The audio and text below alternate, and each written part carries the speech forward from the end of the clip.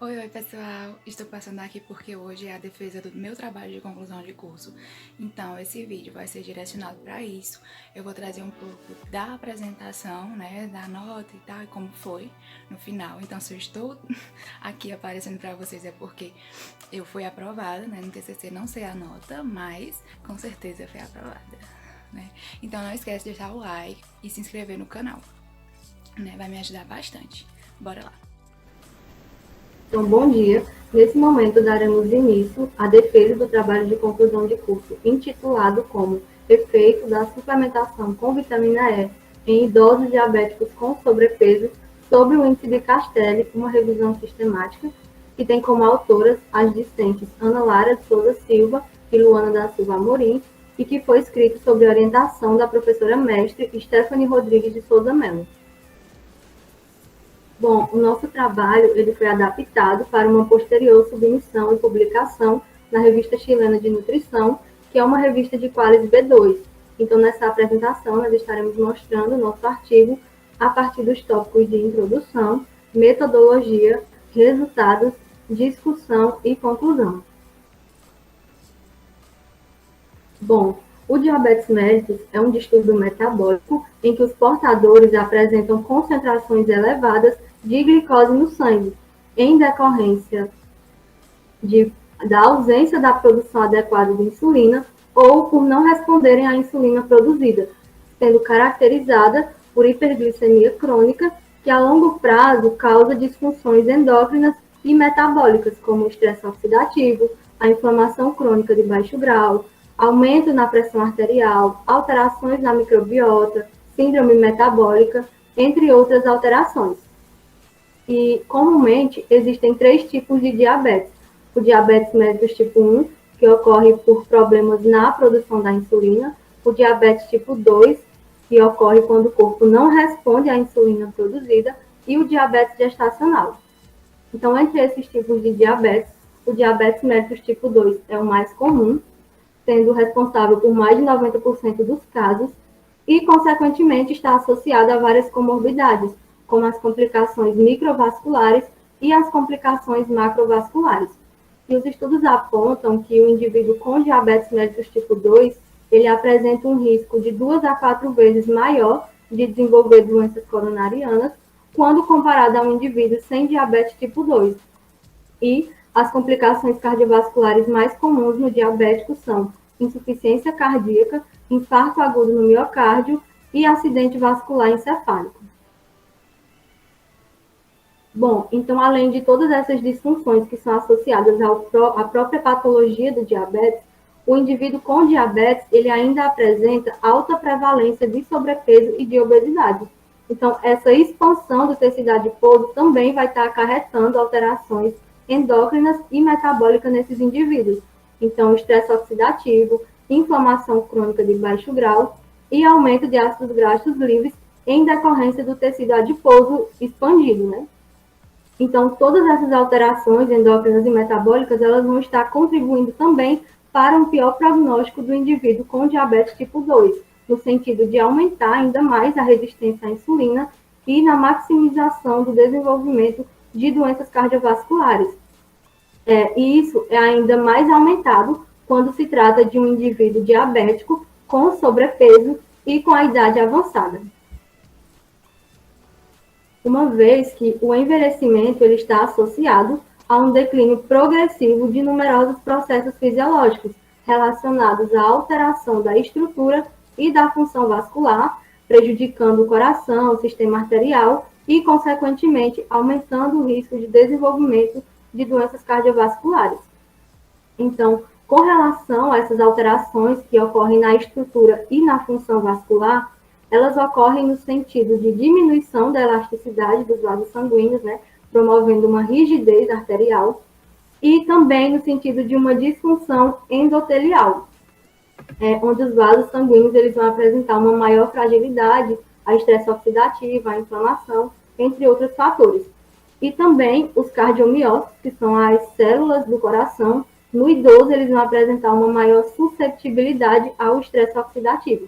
Então, essas células vão ter o número de morte aumentado, associado à diminuição da regeneração celular, resultando em uma função cardíaca mais prejudicada no indivíduo idoso. Nesse sentido, os estudos vêm evidenciando o papel da vitamina E como nutriente anti-inflamatório, como nutriente imunomodulador, como sinalizador da expressão gênica de proteínas e, como principal função, os estudos têm evidenciado o papel da vitamina E como nutriente antioxidante, devido à capacidade da vitamina E atuar inibindo os radicais livres e prevenindo a peroxidação lipídica, que é um fator de risco para o desenvolvimento de doenças cardiovasculares. Então, a partir dessa função da vitamina E, pode-se inferir que a ingestão da vitamina E em níveis adequados pode atuar diminuindo o risco de desenvolvimento de doenças cardiovasculares e atuar também como agente terapêutico em doenças crônicas devido à função de proteção às células dos danos causados pelo estresse oxidativo e pela inflamação crônica de baixo grau. Portanto, considerando todas as alterações endócrinas e metabólicas que envolvem o indivíduo com sobrepeso, considerando o envelhecimento como um fator que aumenta o risco cardiovascular e considerando a deficiência da vitamina E como um fator que piora o prognóstico no indivíduo com diabetes mellitus tipo 2, torna-se evidente que a associação entre esses fatores de sobrepeso, idade avançada e deficiência da vitamina E podem contribuir para um risco aumentado de desenvolvimento de doenças cardiovasculares.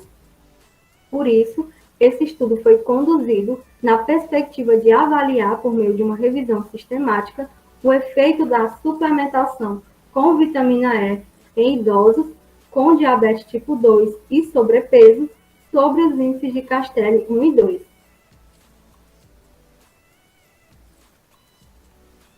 Então, aqui com relação aos nossos aspectos metodológicos, o nosso estudo trata-se de uma revisão sistemática da literatura que foi elaborada com seleção criteriosa de artigos científicos. O nosso estudo teve como alvo a localização de trabalhos que suplementaram a vitamina E em indivíduos idosos com diabetes mellitus tipo 2 e com sobrepeso, ou seja, com um índice de massa corporal igual ou superior a 27 kg por metros quadrados, uma vez que nós estamos tratando da população idosa, então a classificação do sobrepeso aqui difere da classificação para a população adulta, né, que é igual ou superior a 25.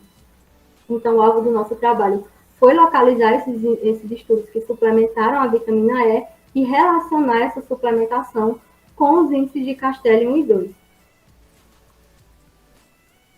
E para a realização do nosso estudo, nós utilizamos alguns métodos e estratégias, como o método PRISMA, para a estruturação do nosso trabalho.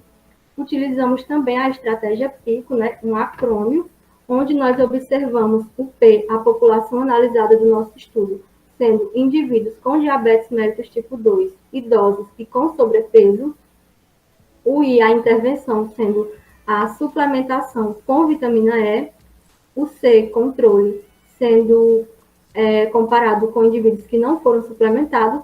E o O, de outcomes, né, que é o desfecho, sendo a redução dos riscos cardiovasculares.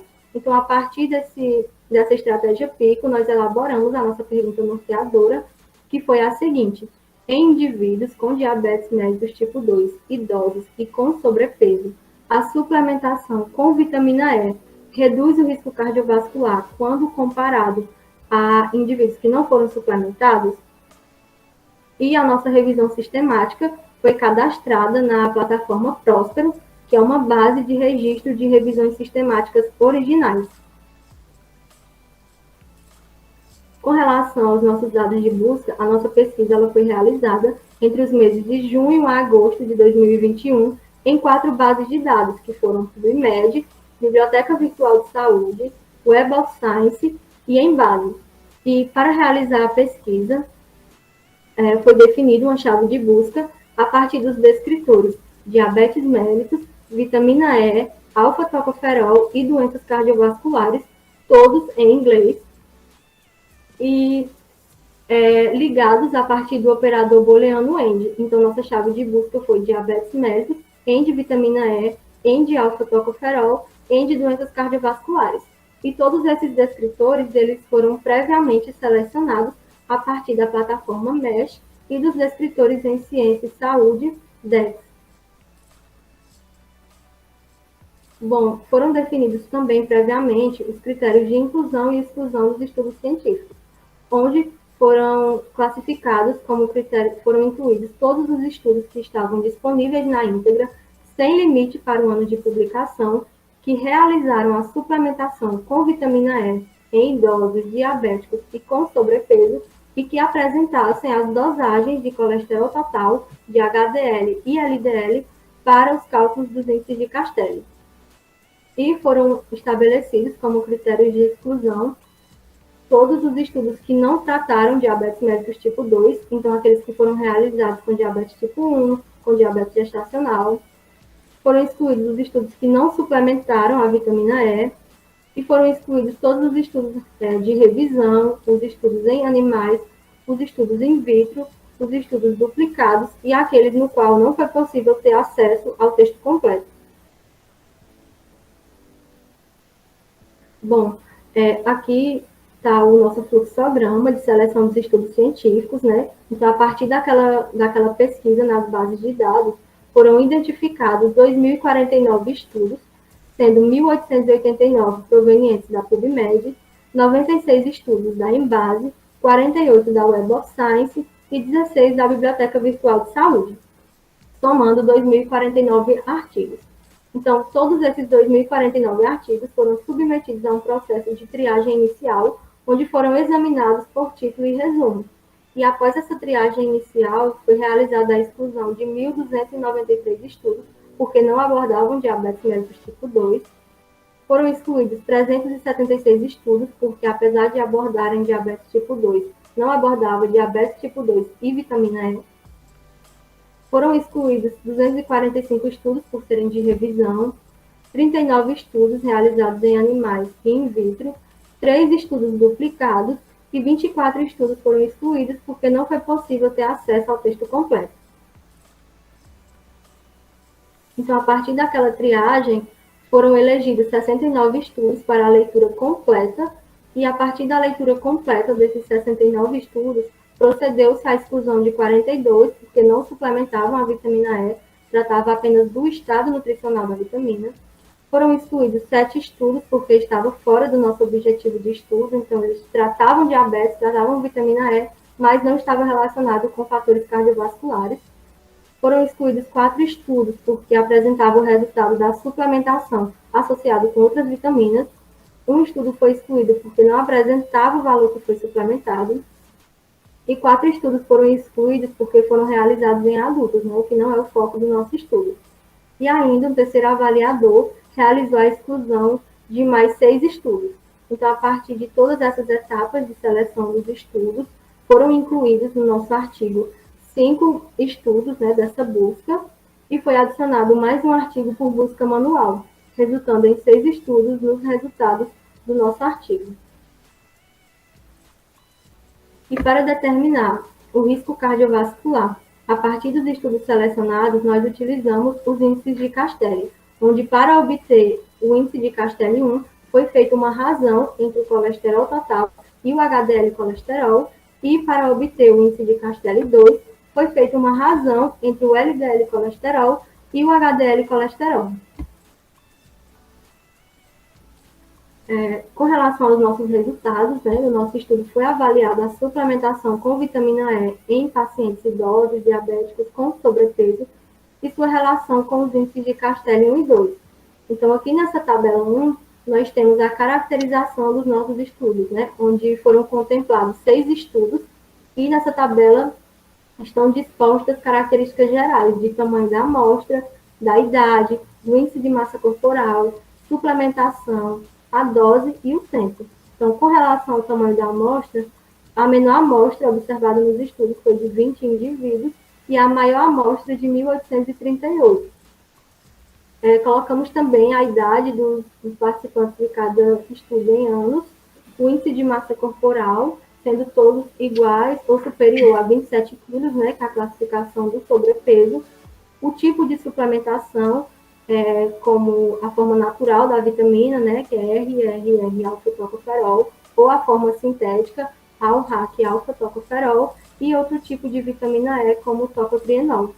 Especificamos também a dose em miligramas por dia, sendo a menor dose suplementada aqui de 400 miligramas e a maior dose suplementada, e a mais comum, de 1.194 miligramas por dia. E o tempo de suplementação, onde o menor tempo em semanas foi de 8 semanas e o maior tempo de 336 semanas. Bom, aí quanto aos resultados dos parâmetros bioquímicos e índice de Casteri após a suplementação, a tabela 2 traz o efeito da suplementação com vitamina E em pacientes com diabetes mellitus tipo 2, e entre os 6 autores, eles avaliam o cálculo, né, sobre o índice de Casteri 1 e 2, tanto antes como após a suplementação, e trazem também os valores, os resultados dos parâmetros bioquímicos que foram avaliados nesses estudos. Inicialmente, nós vamos nos concentrar nessa parte da tabela em que fala sobre os parâmetros bioquímicos.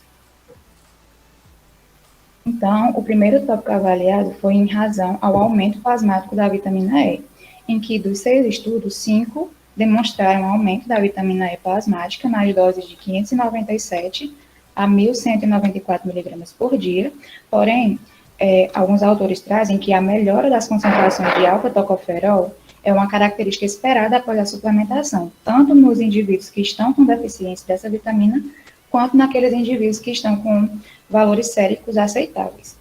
O estudo de Tant foi o único que não avaliou os valores dessa vitamina, e um importante fator aqui a ser citado é que a presença de síndrome metabólica, de inflamação crônica de baixo grau e também estresse oxidativo poderiam influenciar aí no não aumento, né, da vitamina E plasmática, sendo necessário talvez uma dose maior para refletir nos valores plasmáticos dessa vitamina. Outro fator avaliado foi a melhora dos biomarcadores lipídicos, que aconteceu em 3 dos 6 estudos analisados. Entre eles estava o estudo de Anderson et al., em que houve a diminuição do LDL colesterol e a diminuição do LDL oxidado. O estudo de Fever et al. Foi observado uma diminuição do LDL oxidado, e no estudo de Agradava foi observada uma diminuição do colesterol total, uma redução também do LDL colesterol e um aumento do HDL colesterol. Essas partículas de LDL, elas podem desencadear estresse oxidativo. E esse estresse oxidativo, por sua vez, pode aumentar a expressão de fatores pró-inflamatórios e pró-coagulantes e também causar apoptose e dificultar a liberação de óxido nítrico nas células do músculo lisovascular. Além disso, o risco de aterosclerose está associado com as concentrações elevadas, né, dessas moléculas de colesterol total, de LDL colesterol e as baixas concentrações de HDL colesterol. Além disso, a vitamina E nessa situação, nessas circunstâncias, ela pode atuar diminuindo aí as células, né, espumosas que são provocadas através do LDL oxidado e, com isso, modular o estresse oxidativo. Assim, foi observado nesses 3 estudos que a vitamina E melhorou o perfil lipídico e glicêmico na dose de 1.194 miligramas por dia, porém essa é uma dose em que está acima do L, que é um valor máximo de ingestão diária. Então, o L para a vitamina E é de 1.000 miligramas por dia. Então, vocês observam que esse valor de suplementação que provocou melhoras nesses 3 estudos estavam acima desse UL. Porém, os estudos dizem que a vitamina E tem uma baixa toxicidade, e a recomendação para a suplementação, né, da Organização Mundial da Saúde é de 720 miligramas por dia, mas já houveram estudos que suplementaram uma dose de até 3 gramas por dia, que quando convertido dá 3 miligramas por dia, e não apresentaram efeitos adversos dessa vitamina, demonstrando mais uma vez que ela tem uma baixa toxicidade. Um dado interessante feito pela pesquisa de orçamento familiar é que a população idosa brasileira possui um consumo médio de 0,0036 miligramas da vitamina, do consumo dessa vitamina, para o sexo feminino e 0,0043 miligramas para o sexo masculino, demonstrando uma inadequação de 100% e 99%, respectivamente. Dessa forma, vocês observam que não há nem não há um valor, né? Esse valor ele é nem 1% aí do valor recomendado de ingestão através da alimentação, que vai de 12 a 15 miligramas por dia, demonstrando aí talvez a necessidade de uma suplementação para atingir pelo menos esses valores recomendados.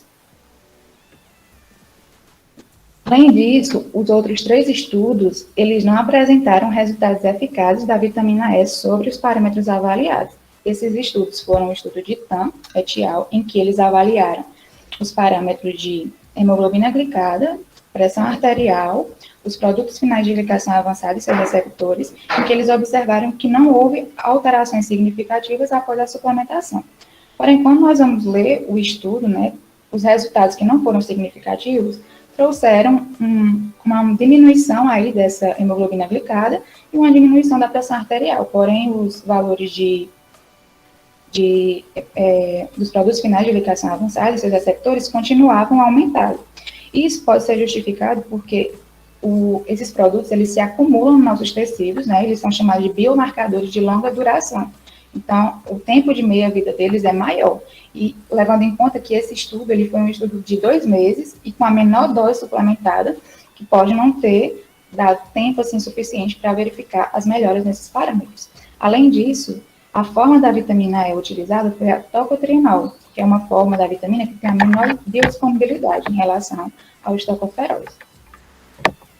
O outro estudo, que não houve melhora, foi o estudo de Long et al., em que eles observaram que houve um aumento da insuficiência cardíaca e um aumento das internações hospitalares por insuficiência cardíaca, e isso pode ser justificado porque esses indivíduos que participaram desses estudos, eles já tinham doenças cardiovasculares existentes, também eram de um alto risco cardiovascular, o que pode ter influenciado nesses resultados negativos. Além disso, ele foi o que teve o maior período, aí, um período de 7 anos, de suplementação, com uma dose considerada intermediária, que foi uma dose de 597 miligramas por dia, comparando ao estudo de Tan, que foi a menor dose, de 400 miligramas por dia.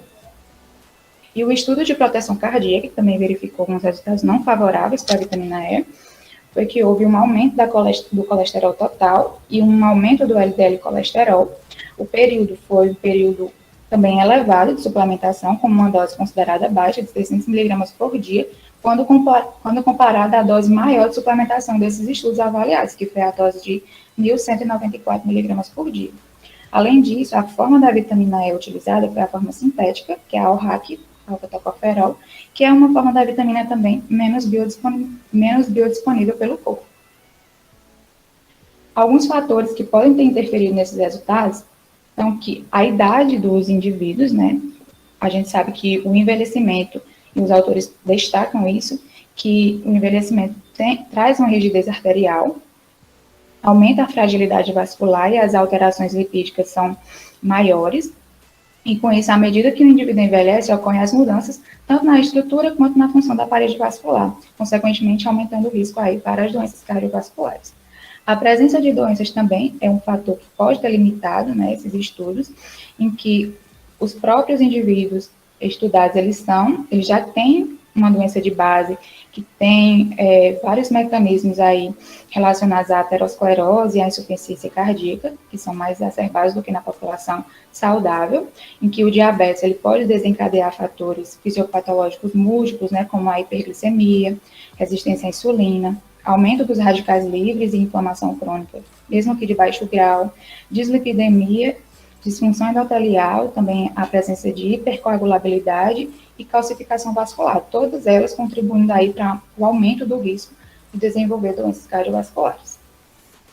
Outro fator que pode ter limitado é a forma da vitamina. Como nós falamos, a forma da vitamina natural, ela tem uma maior biodisponibilidade. Então, ela apresenta 2 vezes maior disponibilidade do que a forma sintética. Além disso, essa biodisponibilidade ela pode ser justificada pela preferência da proteína que carrega essa carreadora dessa forma da vitamina, que ela tem uma preferência, ou seja, uma maior especificidade para essa forma da vitamina. E quando você vai comparar também tocotrienol com tocoferol, já foram feitos estudos com tocotrienol que eles tiveram uma melhor eficácia, assim, em termos de melhora aí de alguns parâmetros. Mas como ele tem uma menor biodisponibilidade, o tocoferol acaba tendo uma melhor adesão assim, nas suplementações. O tempo de diabetes também é um fator limitante. Em nossos estudos, o maior tempo foi superior a 18 anos, né? E os autores dizem que as ações da vitamina E são mais efetivas em alterações mais recentes do diabetes mellitus. Bom, aí a segunda parte da nossa tabela, ela contempla os dados do índice de Castelli 1 e o 2. Para o índice de Castelli 1, os valores de referências devem ser menor do que 4,3 miligramas por decilitro. E aqui pode-se observar, né, em vermelho, que em três estudos dos 6, havia um aumento, né, estava superior a essa faixa de recomendação, e os outros 3 estavam dentro dessa faixa. Com isso, o índice de Castelli, ele avalia o risco cardiovascular baseado no perfil lipídico, ou seja, perfil de colesterol total, colesterol LDL e HDL. E o índice de Castelli 1, foi observado que para ele, 3 estudos estavam adequados na linha de base e 3 inadequados. Desses 3 inadequados, apenas um reduziu os valores próximos à recomendação, que foi aí um estudo de proteção cardíaca, que diminuiu para 4,44 miligramas por decilitro, sendo que o valor de recomendação deve ser menor de 4,3. Só que após a suplementação, esses 3 estudos que estavam inadequados na linha de base não conseguiram, mesmo assim, chegar a valores adequados para esses índices. Isso pode ser justificado porque esses estudos, nenhum deles avaliaram o estilo de vida, de perfil alimentar e perfil assim, de consumo de álcool, tabagismo, o que pode ter alterado aí os possíveis efeitos da vitamina E nesses parâmetros, além do alto risco cardiovascular e doenças coronarianas associadas, como foi mostrado em alguns estudos. A segunda parte fala sobre o índice de Castelli 2. Para ele, a recomendação ela deve ser menor do que 2,9 miligramas por decilitro. Nós observamos aqui em vermelho que 3 dos estudos estavam acima desse valor na linha de base e permaneceram 2 acima desse valor após a suplementação. Com isso, o índice de Castelli 2, ele teve 2 estudos adequados e 3 inadequados, e um não foi avaliado. Não forneceram, né, valores de colesterol LDL para que fosse possível calcular o índice de Castelli 2. Já dos 3 estudos inadequados, apenas um conseguiu alcançar os valores de referência após a suplementação. Os outros 2, que na verdade aumentaram os índices, permaneceram inadequados. Mas por mais que esses valores de índice tivessem inadequados, exatamente nesses 2 estudos, houve a redução dessas partículas de LDL oxidado que são mais susceptíveis à formação de placas de ateroma, né, o que também já é um benefício. Com isso, nós concluímos que não foi possível estabelecer uma dose ótima de suplementação, porque os resultados foram controversos, 3 melhoraram, 3 não melhoraram, e que os melhores resultados foram nas doses de 1.194 miligramas por dia, mesmo com curta duração, então foi independente do tempo. Houve também a redução do LDL oxidado, e um fator limitante desses estudos pode ter sido a idade, que foi mais avançada, e as comorbidades que estavam associadas, né, além do diabetes. Com isso, ressalta-se a importância da implementação dessa vitamina E no início da patologia, né, do diabetes, já que a vitamina E ela tem um melhor efeito nas ações, tem assim, uma melhor ação no início da patologia, e que há ainda a necessidade de estudos que avaliem os fatores de vida, né, relacionados a outras variações de doses, porque nós já sabemos que nenhum alimento ou nutriente é capaz de, isolado, né, prevenir ou tratar uma determinada doença, e sim um conjunto de estratégias, né, associadas que podem trazer melhores resultados. Então, essas foram as nossas referências. Nós concluímos com uma frase que nos acompanha desde o início do curso, que é de Hipócrates, que diz que seu remédio seja seu alimento e que seu alimento seja seu remédio. Muito obrigada pela atenção.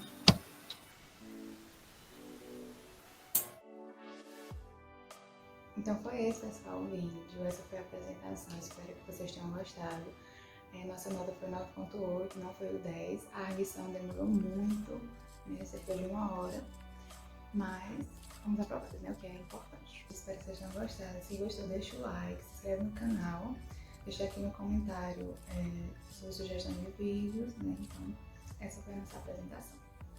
Até o próximo vídeo.